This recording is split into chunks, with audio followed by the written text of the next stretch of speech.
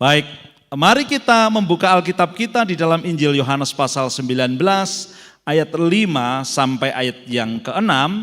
Sore hari ini tema Paskah kita, saya tidak mengambil tema Paskah nasional, tetapi saya mengambil tema Paskah penguasa lokal menyalibkan Raja alam semesta. Bagaimana bisa itu terjadi? Kalau kita melihat ayat ini, ada seorang yang bernama Pontius Pilatus.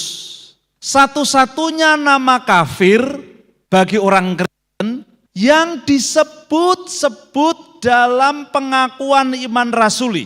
Saudara, kalau saudara melihat pengakuan iman rasuli adalah seperti ini, ya, ini pengakuan iman rasuli yang dihafalkan oleh banyak gereja. Di bawah nama kafir ini yang disebut-sebut dalam pengakuan iman rasuli ini, dalam bahasa Indonesianya juga ada pengakuan iman rasuli, ya, saudara bisa mengaksesnya dengan mudah sekarang, ya. Ini pengakuan iman rasuli yang lengkap, ya, yang disebutkan oleh banyak gereja. Dan satu-satunya nama kafir ini disebut terus. Bahkan setiap ibadah nama Pontius Pilatus ini disebut. Karena apa? Dia bukan siapa-siapa sebetulnya. Dia hanyalah penguasa lokal. Pilatus adalah penguasa lokal yang menjadi gubernur Samaria, Yudea, dan Idumea. Mengapa dia menjadi gubernur di sana? Karena sebetulnya yang berkuasa di sana adalah bernama Herodes Arkelaus. Tetapi Herodes Arkelaus ini merosal moralnya. Moral, standar moralnya rendah. Tidak bisa memerintah bangsa. Pikirannya kacau karena moralnya rendah. Itulah sebabnya diganti. Kemudian dijadikan provinsi Roma dan gubernur Roma menggantikan pemerintahan di sana. Dan Pilatus bertugas di sana dari tahun 26 Masehi sampai 36 Masehi. Berarti Yesus disalibkan di antara tahun-tahun itu. Ini sejarah dunia. Pada masa pemerintahannya itulah Yesus disalibkan. Dan Pilatus berperan besar dalam proses penyalibannya. Dalam bacaan tadi kita lihat Pilatus kelihatannya main-main, ya. Main-main tentang pengadilan Yesus. Karena dia merasa berkuasa. Sebetulnya hanya penguasa lokal, tapi merasa berkuasa. Orang Yahudi membawa Yesus, orang Yahudi menghendaki Yesus disalibkan. Kemudian Pilatus tahu bahwa Yesus itu tidak ada kesalahan. Tidak ada pelanggaran, tidak ada kriminal, tidak ada pembunuhan, tidak ada pemberontakan, tidak ada subversi. Yang direncanakan tidak ada, diperiksa dengan teliti tidak ada, dia seorang politikus, tidak ada, bahasanya bukan bahasa politik. Kemudian karena orang Yahudi ingin dia disalibkan, kemudian Pilatus tidak ingin dia disalibkan, maka Yesus dikasih mahkota duri, Yesus disesah, dicambuk-cambuk, kemudian dia berpikir setelah itu orang Yahudi akan kasihan, karena orang Yahudi ini dipermalukan di depan bangsanya sendiri orang Yahudi oleh Pilatus orang Romawi. Berpikir setelah itu dia dapat melepaskan Yesus. Main-main tentang pengadilan Yesus. Ambil, salibkan aja. Dia tidak salah sebetulnya katanya. Saudara melihat di dalam ayat yang ke-10. Pilatus yakin sekali. Jika aku mau bebaskan, Yesus bisa bebas. Jika aku mau salibkan, Yesus bisa disalibkan. Ya. Dia yakin. Dengan otoritasnya yang kecil itu dia yakin. Sebetulnya ayat yang ke-11 Yesus menjawab. Tanpa otoritas dari atas, kamu tidak bisa dapat berbuat apa-apa, kata Yesus. Dan perkataan Yesus ini tepat. Saudara, jangan berpikir karena saudara sudah punya kekuatan, sudah punya kepandaian, sudah punya modal, sudah punya rencana yang sempurna, yang baik, semua dihitung matang. Saudara berkata, aku pasti bisa melakukannya dengan kuasaku. Jangan pernah berpikir begitu. Tanpa dari atas semuanya tidak bisa terjadi. Semua yang menentukan dari atas sana. Memang sebagian dari apa yang kita rencanakan bisa terjadi. Tetapi itu seizin Tuhan. Semuanya ditentukan dari atas. Yesus tahu siapa Pilatus. Sejak saat itu Pilatus berusaha untuk membebaskan dia. Apakah sanggup? Tidak. Ya, bisa Pilatus melepaskan Yesus? Tidak bisa. Ia menyerah pada tekanan publik. Ia mengambil keputusan seperti yang diinginkan oleh para imam, para ahli Taurat, orang Farisi. Dia tidak berani mengambil keputusan yang berlawanan dengan para ahli Taurat itu. Ia akhirnya menyerahkan Yesus kepada mereka untuk disalibkan. Yang menjadi pertanyaan kita, Siapakah Yesus yang disalibkan itu? Alkitab mengatakan bahwa Yesus bukan penguasa lokal, tetapi penguasa langit dan bumi. Berkuasa atas yang kelihatan dan yang tidak kelihatan. Berotoritas atas yang sementara sampai yang kekal. Dia tetap berkuasa. Kekuasaannya meliputi seluruh alam semesta. Dia bukan penguasa lokal, dia penguasa alam semesta. Dia penguasa yang kelihatan dan yang tidak kelihatan. Dia penguasa yang ada di langit, penguasa yang di atas bumi, penguasa yang ada di bawah bumi. Semua tunduk kepadanya. Dia penguasa dari yang sementara sampai yang kekal. Dia bukan penguasa lokal. Tapi mengapa Allah penguasa alam semesta itu menundukkan diri kepada hukum manusia?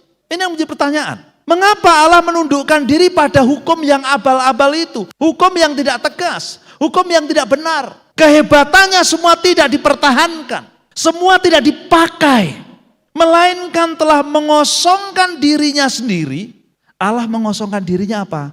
Allah tidak memakai kuasanya untuk sementara. Apa yang dia lakukan? Mengosongkan dirinya menjadi mengambil rupa seorang hamba dan menjadi sama dengan manusia. Nah, kalau dia menjadi sama dengan manusia dan dia tidak memakai kekuatannya sebagai Allah, berarti dia akan ditundukkan oleh aturan-aturan yang ada di dalam manusia. Dan manusia-manusia ini aturannya banyak yang tidak benar. Dan dalam keadaan sebagai manusia, dia merendahkan dirinya lagi. Bukan manusia yang berkuasa, bukan manusia yang hebat, bukan manusia yang tinggi hati, tetapi manusia yang merendahkan diri. Dan taat sampai mati, bahkan mati di kayu salib. Ini adalah kehendak Allah. Ini adalah kuncinya. Mengapa Allah penguasa alam semesta itu ditundukkan oleh penguasa lokal? Karena ia mengosongkan dirinya dari Allah menjadi manusia. Dari manusia menjadi manusia hamba. Dari manusia hamba menjadi taat. Dari taat dihukum mati di kayu salib. Mengapa Raja alam semesta ini menundukkan diri pada aturan manusia, pada penguasa lokal? Karena ia menunjukkan kasihnya kepada kita. Ini adalah pertunjukan kasih Tuhan yang sempurna. Kasih adalah puncak komitmen. Itu adalah kasih. Ia mau sebagai penguasa langit dan bumi ditundukkan oleh Pilatus dengan keputusan pengadilannya yang sembarangan. Karena apa? Karena ia menunjukkan kasihnya kepada saudara dan saya. Dia ingin saudara tahu bahwa kasihnya itu sungguh. Kasihnya itu nyata. Kasihnya itu benar-benar diberikan secara totalitas kepada kita. Supaya saudara juga menghargai kasih Tuhan. Sebab kasih Tuhan bukan sembarangan. Tetapi kasih yang sungguh. Yang kedua adalah sebab upah dosa ialah maut. Andai kata dosa kita bisa dibayar dengan kebaikan. Andai kata dosa kita bisa dihapus dengan mukjizat. Dia akan melakukan banyak mukjizat-mukjizat saja. Tidak perlu mati. Tapi tuntutan dosa adalah maut. Mukjizat tidak cukup, tidak bisa membayar dosa. Amal, ibadah tidak bisa membayar dosa. Siapa yang menanggung kematian? Yang menanggung adalah Yesus, Juru Selamat kita sekarang. Ini peringatan kepada kita yang main-main, hidup main-main dengan dosa. Yang berkata, enggak apa-apa dosa-dosa dikit, enggak apa-apa hidup dalam dosa. Nanti kalau sudah tua saya akan bertobat. Tunggu. Dosa begitu menjerat kita, dia tidak akan melepaskan kita. Akibat dosa yang kita ringankan, membawa kerusakan yang dahsyat dan mematikan. Orang bodoh saja yang berpikir bahwa dosa itu tidak apa-apa. Ini peringatan. Sebab tuntutan dosa bukan hanya amal, bukan hanya ibadah, bukan hanya mukjizat, tetapi kematian. Kita perlu merenungkan ini. Orang Kristen sudah diampuni, sudah berkata, enggak apa-apa, dosa itu enggak apa-apa. Ya, bodoh saudara, dosa itu membawa kematian dahsyat. Jangan main-main. Paskah ini untuk peringatan pada kita semua ya. Yang kita berpikir, enggak apa-apalah dosa-dosa dikit. Kan kita juga masih manusia. Kata gitu ya. Saudara mulai disiplin di dalam Tuhan. Dan saya percaya saudara akan ketika menghargai pengorbanan Tuhan, Tuhan juga akan menghargai hidup saudara. Sebab kematian Kristus ini adalah dahsyat. Adalah sebuah pengorbanan. Tuhan dipermalukan, Tuhan menderita, Tuhan mati di bawah pengadilan yang tidak jelas. Hanya karena apa? Karena ingin satu-satunya solusi ini dijalankan oleh Tuhan. Inilah mengapa Kristus, Raja alam semesta, menundukkan diri pada peraturan manusia yang salah, terhina, menderita, mati buat saudara dan saya. Dan ini tidak boleh kita pandang ringan. Apa yang telah dikerjakan Kristus ini harus kita hargai, dan kita hormati. Sebagai umat Tuhan yang diampuni, yang dipulihkan, yang dikasihi oleh Tuhan. Firman Tuhan tidak saya panjangkan. Selamat Paskah. Tuhan mengampuni kita semua. Haleluya.